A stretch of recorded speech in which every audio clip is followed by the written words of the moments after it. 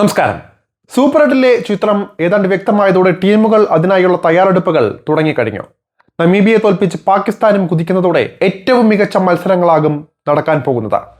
ഓസ്ട്രേലിയയുടെ അഭാവം മത്സരങ്ങളുടെ കൊഴുപ്പ് കുറയ്ക്കും എങ്കിലും ഒരു ടീമിനെയും എഴുതിത്തള്ളാൻ കഴിയില്ല എന്ന സാഹചര്യം വരാൻ പോകുന്ന മത്സരങ്ങളുടെ മാറ്റ കൂട്ടും. ഇന്ത്യ തന്നെയാണ് കിരീട സാധ്യതയ്ക്ക് ഏറ്റവും മുന്നിലുള്ളത്. നിലവിലെ പ്രകടനം കണക്കാക്കുമ്പോൾ ഇന്ത്യക്കെതിരെ മുട്ടി നിൽക്കാൻ ഏതൊരു ടീമും വിറയ്ക്കും.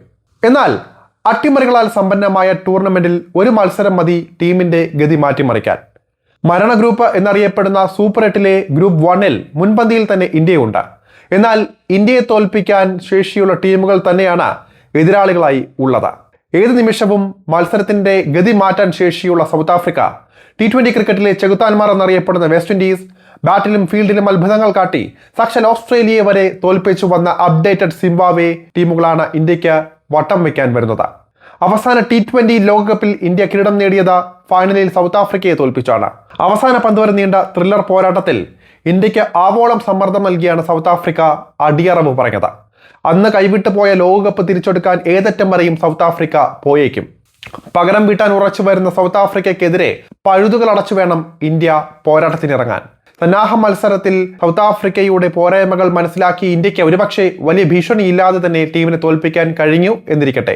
തീർന്നില്ല കടമ്പ. നിലവിൽ ഇന്ത്യ സൗത്ത് ആഫ്രിക്കയേക്കാൾ ഏറ്റവും ശ്രദ്ധിക്കേണ്ടത് വെസ്റ്റ് ഇൻഡീസിനെയാണ്. ഈ ടൂർണമെന്റിൽ ഏറ്റവും ഭയക്കേണ്ട ടീം.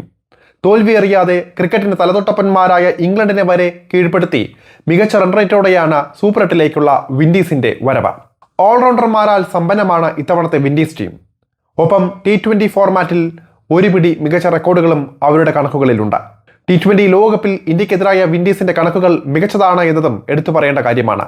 നിലവിൽ സൂര്യകുമാർ യാദവും സംഘവും പ്രധാനമായും ഉറ്റുനോക്കുന്നതും വിൻഡീസിനെതിരെയുള്ള പോരാട്ടത്തിൽ തന്നെയാണ്. 2 തവണ T20 ലോകകപ്പ് കിരീടം നേടിയ വെസ്റ്റ് ഇൻഡീസിനെതിരെ ഇന്ത്യ 4 തവണയാണ് T20 ലോകകപ്പിൽ ഏറ്റുമുട്ടിയത്. ഇതിൽ 3 തവണയും ജയം വിൻഡീസിനൊപ്പമായിരുന്നു. ഒരു തവണ മാത്രമാണ് ഇന്ത്യക്ക് ജയിക്കാനായത്.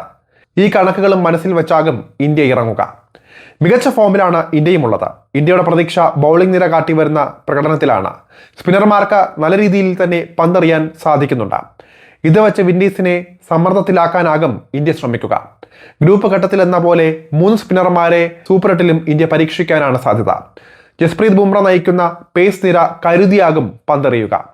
ഈ ലോകകപ്പിലെ ഗ്രൂപ്പ് ഘട്ട മത്സരങ്ങളിൽ പേസർമാരിൽ നിന്ന് പരമാവധി റൺസ് നേടാൻ വിൻഡീസിന് സാധിച്ചിട്ടുണ്ട്.